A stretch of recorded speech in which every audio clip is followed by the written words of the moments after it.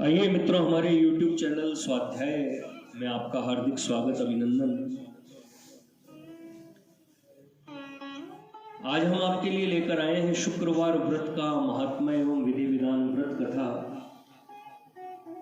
अगर आपने हमारे चैनल को लाइक और सब्सक्राइब नहीं किया है तो आपसे निवेदन है, कृपया चैनल को लाइक और सब्सक्राइब अवश्य करें। शुक्रवार का यह व्रत संतोषी माता के निमित्त किए जाने वाले व्रत से पृथक है। शुक्रवार को शुक्र ग्रह की शांति हेतु यह व्रत किया जाता है।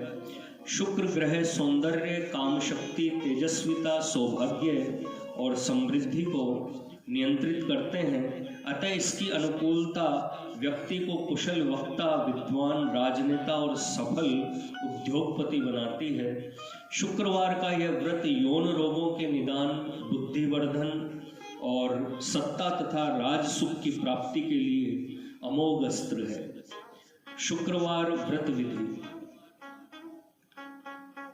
व्रत के दिन अपने मस्तक में श्वेत चंदन का तिलक धारण करें। शुक्र देव की प्रतिमा अथवा शुक्र ग्रह के यंत्र को स्वर्ण पत्र, रजत पत्र, ताम्र पत्र अथवा भोजपत्र पर अंकित करके इसकी विधिवत षोडशोपचार से पूजा आराधना करके इसकी यथाशक्ति शुक्र देव के मंत्र का जाप करना चाहिए। शुक्र ग्रह शांति का सरल उपचार: सफेद वस्त्र, सफेद रुमाल, सफेद फूल धारण करना आदि, गाय को हरा घास या पेड़ा देना, शिव पूजन, शुक्रवार के व्रत के उद्यापन के लिए यथासंभव बृहस्पति ग्रह का दान जैसे हीरा, स्वर्ण, रजत, चावल, मिश्री, दूध, श्वेत वस्त्र, सुगंध, श्वेत पुष्प, दधी, श्वेत घोड़ा, श्वेत चंदन आदि करना चाहिए।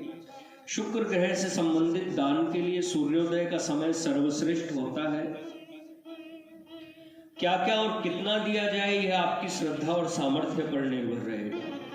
शुक्र ग्रह के मंत्र ओम द्राम द्रीम द्रौम सह शुक्राय नमः का कम से कम 16,000 की संख्या में जाप तथा शुक्र ग्रह की लकड़ी उदुम्बुर से शुक्र ग्रह के बीज मंत्र की एक माला यज्ञ करना चाहिए।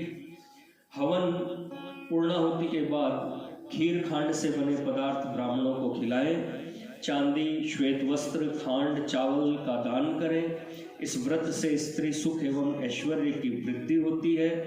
देवता भाव के भूखे होते हैं, अतः श्रद्धा एवं भक्ति भाव पूर्वक सामर्थ्य के अनुसार पूजा, जप, तप, ध्यान, होम हवन, दान दक्षिणा, ब्रह्म भोज करना चाहिए।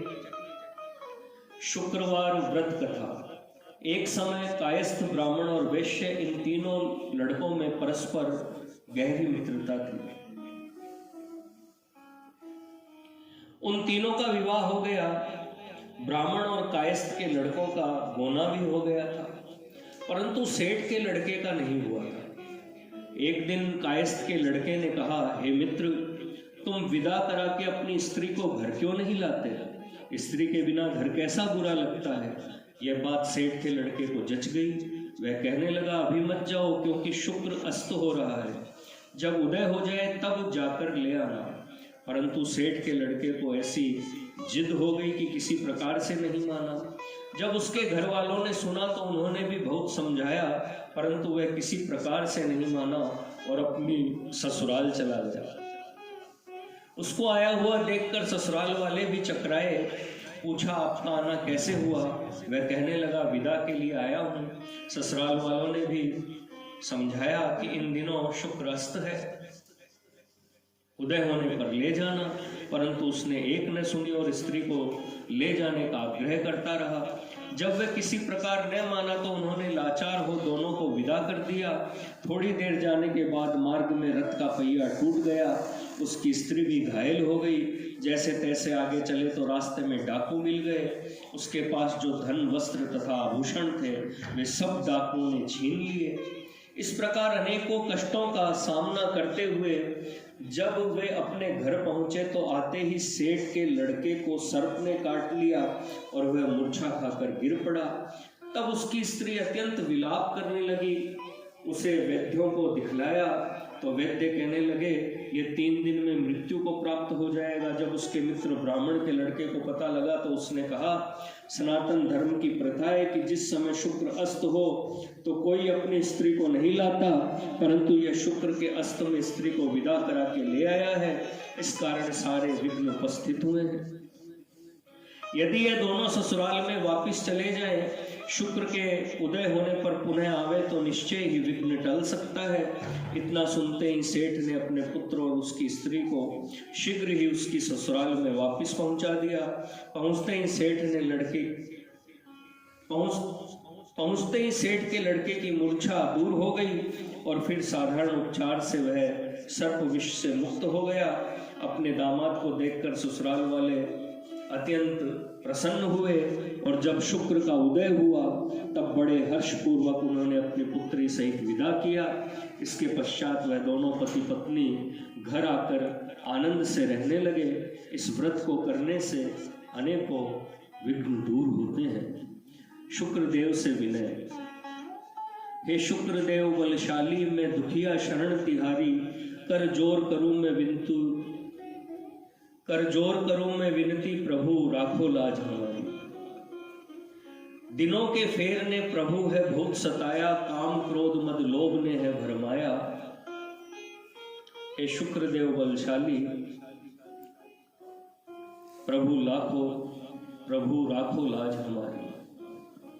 बुद्धि रही चकराए, सुध है बिसारी, हे शुक्रदेव बलशाली, में दुखिया शरण तिहारी, प्रभु राखो लाज हमारी।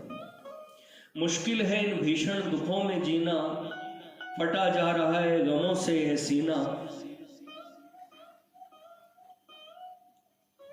प्रभु राखो लाज हमारी। टूट चुका हूं मेरे प्रभु ये जीवन बाजी हारी, हे शुक्रदेव बलशाली, में दुखिया शरण तिहारी, प्रभु राखो लाज हमारी। स्वामी शुक्रदेव अपना दरस दिखा दो, कृपा करो प्रभु मेरे कष्ट मिटा दो, प्रभु राखो लाज हमारी। आया हूं मैं शरण आपकी चरणों में बलहारी, हे शुक्रदेव बलशाली, में दुखिया शरण तिहारी। बोलिए शुक्रदेव की जय हो। मित्रों, यह थी शुक्रवार व्रत का महात्म्य एवं विधि विधान व्रत कथा। अगर आपको हमारा चैनल पसंद आए तो इसे लाइक और सब्सक्राइब अवश्य करें। धन्यवाद।